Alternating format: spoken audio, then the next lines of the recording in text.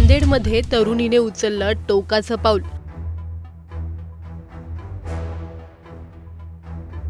राष्ट्रवादी काँग्रेसचा नेता काल अडचणीत, तिला मारूनच लटकवलं, वडिलांचा हत्येचा दावा। 1-1:30च्या दरम्यान कॉल आला, तुमच्या मुलीने फाशी घेतली। मी जाऊन बघितलं तर ती फाशी घेतल्याचा मला अंदाज कळाला नाही। फाशी नसून तिला मारून लटकवण्यात आले असल्याचा मला संशय आहे। जाणीवपूर्वक मातंग समाजाची आहे हे त्यांना माहीत असताना सुद्धा त्यांनी अत्याचार करून मानसिक त्रास देऊन तिला फाशी देऊन मारलेला आहे। माझ्या भाचीवर अत्याचार करून तिला मारून टाकलं। माझी मुलगी असं करूच शकत नाही। आज आमची मुलगी गेली। नांदेडमध्ये सध्या हे शब्द घुमत आहेत। ही तरुणी नक्की कोण होती? तिच्यासोबत काय घडलं असेल? तिच्या वडिलांचे आरोप काय आहेत? नातेवाईकांनी राष्ट्रवादी काँग्रेसच्या कोणत्या नेत्याचं नाव घेतलं? नेत्याचे तरुणीशी संबंध काय? नांदेडचं हे नेमकं प्रकरण काय आहे? सर्व जाणून घेणार आहोत या व्हिडिओमधून। त्यामुळे हा व्हिडिओ शेवटपर्यंत नक्की पहा आणि टाइम्स नाऊ मराठीच्या सर्व माध्यमांना सबस्क्राईब आणि फॉलो करायला विसरू नका। तिला मारून लटकवण्यात आले असल्याचा मला संशय आहे। जोपर्यंत त्याचा छडा किंवा तपास लागणार नाही, माझ्या मुलीला न्याय भेटणार नाही, तोपर्यंत मी डेड बॉडी नेऊन अंत्यसंस्कार करणार नाही आणि इथून उठणारही नाही। जे कोणी असतील त्यांना ताबडतोब अटक करा, अन्यथा आम्ही रस्त्यावर उतरून माझी मुलगी हुशार होती, ती असं करूच शकत नाही। हे शब्द आहेत एका वडिलांचे, ज्यांनी आपली 25 वर्षांची मुलगी गमावली आहे। ही घटना आहे नांदेडमधील सिडको भागातली। ही विद्यार्थिनी BHMS मेडिकलच्या 2य वर्षात शिकत होती। विद्यार्थिनीने तिच्या हॉस्टेलमध्ये स्वतःच्या आयुष्याचा शेवट केला आहे। ही घटना 6 मार्च रोजी दुपारी घडली आणि नातेवाईकांचा आक्रोश सुरू झाला। अजूनही त्यांचा या गोष्टीवर विश्वासच बसत नाहीये। या प्रकरणी तिच्या वडिलांनी न्यायाची मागणी करत राष्ट्रवादी काँग्रेसच्या नेत्यावर गंभीर आरोप केले आहेत। ते नेमकं काय म्हणाले आहेत जाणून घेऊयात। 1-1:30च्या दरम्यान कॉल आला, तुमच्या मुलीने फाशी घेतली।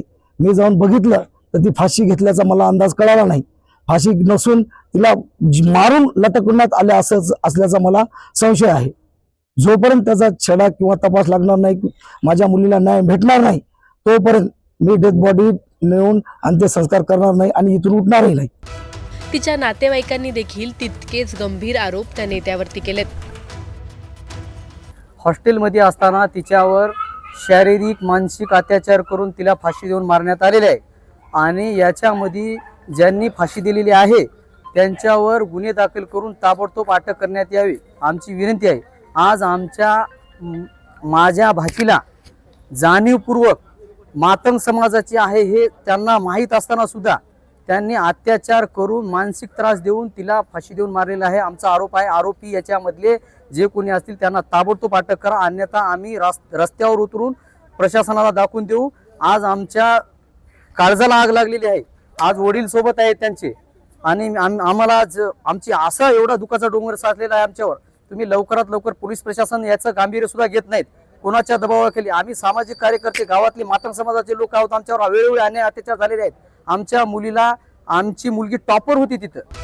या प्रकरणात समोर आलेलं नाव म्हणजे राष्ट्रवादीचे प्रदेश सचिव जीवन घोगरे पाटील यांच्यावर आयुष्य संपवण्यास प्रवृत्त केल्याप्रकरणी ॲट्रॉसिटी अंतर्गत गुन्हा दाखल करण्यात आला आहे। सिडको भागातील जीवन घोगरे यांच्या घरात अनधिकृत हॉस्टेल चालवले जात होते आणि या हॉस्टेलमध्ये 40 ते 45 मुली राहत होत्या।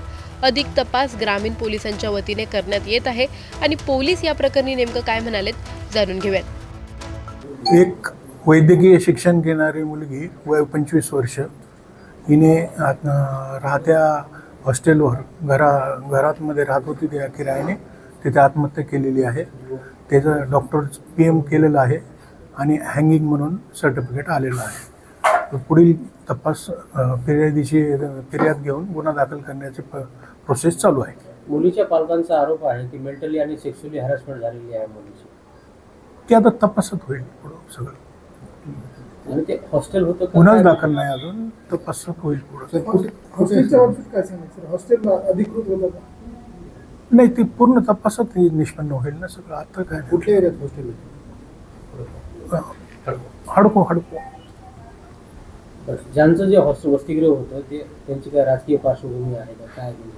वडिलांचा आरोप आहे मुलीच्या की सेक्शुअली हॅरासमेंट होत होती आणि जे घरमालक आहेत म्हणजे वसतिगृह जे चालत होते घरामध्ये ते सगळं आणि- तपास निष्पन्न होईल, आताच नाही सांगता येणार. आज एक बाप आपल्या 25 वर्षांच्या मुलीला गमावून बसलाय. डोळ्यात अश्रू आहेत, मनात हजारो प्रश्न आहेत आणि ओठांवर एकच वाक्य वारंवार येतंय, माझी मुलगी असं करूच शकत नाही. एका मुलीचं आयुष्य इतक्या अचानक संपतं आणि मागे राहतो तो फक्त आक्रोश, आरोप आणि संशयांचं गूढ. खरंच त्या तरुणीने स्वतःचं आयुष्य संपवलं होतं का, की तिच्यासोबत काहीतरी भयंकर घडलं होतं जे अजूनही जगासमोर आलेलं नाही? वडिलांनी केलेले गंभीर आरोप, नातेवाईकांनी घेतलेलं त्या नेत्याचं नाव आणि त्या हॉस्टेलभोवती फिरणारे अनेक प्रश्न, या सगळ्यांचं खरं उत्तर नेमकं काय आहे? एका वडिलांचा आक्रोश न्याय मिळेपर्यंत शांत होईल का, की या मुलीच्या मृत्यूमागचं सत्य अजूनही कुठेतरी दडून बसेल? आज नांदेडच नाही तर अनेकांच्या मनात एकच प्रश्न घुमतोय, त्या 25 वर्षांच्या मुलीच्या मृत्यूमागचं खरं सत्य नेमकं काय आहे? तुम्हाला या प्रकरणी काय वाटतं आम्हाला कमेंटमध्ये नक्की कळवा आणि व्हिडिओ आवडल्यास लाईक शेअर करायला विसरू नका. तसं अशा नवनवीन अपडेटसाठी टाइम्स 9 मराठीला नक्की फॉलो करा. राव गायकवाड, राहणार वाजेगाव, मातंग समाजाचा असून माझी मुलगी आकांक्षा मुंजाजीराव गायकवाड ही हाडको येथील कमल किशोर कदमजी यांच्या मेडिकल कॉलेजमध्ये BHMSला सेकंड इयरला शिकत होती. त्यांच्या शेजारी जीवन घोगरे पाटलाची बिल्डिंग आहे, ज्या बिल्डिंगमध्ये ती क्वाड बेसिसवर किरायानं राहत होती आणि तिथून शिक्षण करत होती. मला 1-1:30च्या दरम्यान कॉल आला, तुमच्या मुलीनं फाशी घेतली. मी जाऊन बघितलं तर ती फाशी घेतल्याचा मला अंदाज कळाला नाही. फाशी नसून तिला मारून लटकवण्यात आले असल्याचा मला संशय आहे. जोपर्यंत त्याचा छडा किंवा तपास लागणार नाही, माझ्या मुलीला न्याय भेटणार नाही, तोपर्यंत मी डेथ बॉडी नेऊन अंत्यसंस्कार करणार नाही आणि इथून उठणारही नाही. कशामुळे मला वाटतं तुम्हाला? फीस काही असो, आता ते फीस होय काय आहे त्याचं माहिती नाही. आता तिथं जे झालं ते कळलं आम्हाला. काय फक्त हुशार मुलगी हुशार होती. आत्महत्या माझी मुलगी करू शकत नाही.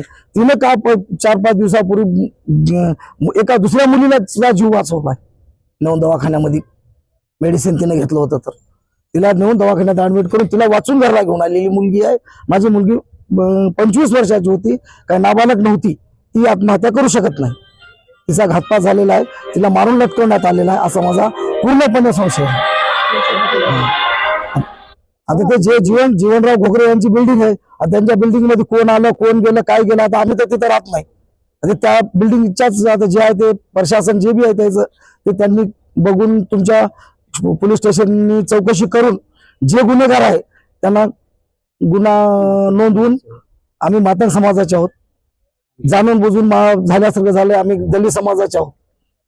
जोपर्यंत त्यांच्यावर अट्रॉसिटी कायदा गुन्हा दाखल होत नाही तोपर्यंत आम्ही बॉडी ताब्यात घेऊन अंत्यसंस्कार करणार नाही. माझी भाची तिथं 1 नंबरला टॉपर कॉलेजमध्ये असताना ज्या हॉस्टेलमध्ये होती, संबंधित हॉस्टेलचा जे कोणी मालक असेल त्याच्यावर कायदेशीर कारवाई करून त्याला अटक करण्यात यावी, अन्यथा आमची बॉडी घेणार नाही. आणि ज्या बॉडीचं ऑन कॅमेरा PM मेडिकल झाले पाहिजे, तिचे इन कॅमेरा मेडिकल झाला पाहिजे, आमची मागणी आहे तशी.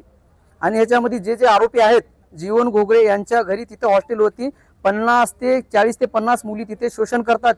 त्यांना ताबडतोब उचलून अटक करावे. आज आमची मुलगी मेली, आम्ही संपल्या जमा होताच.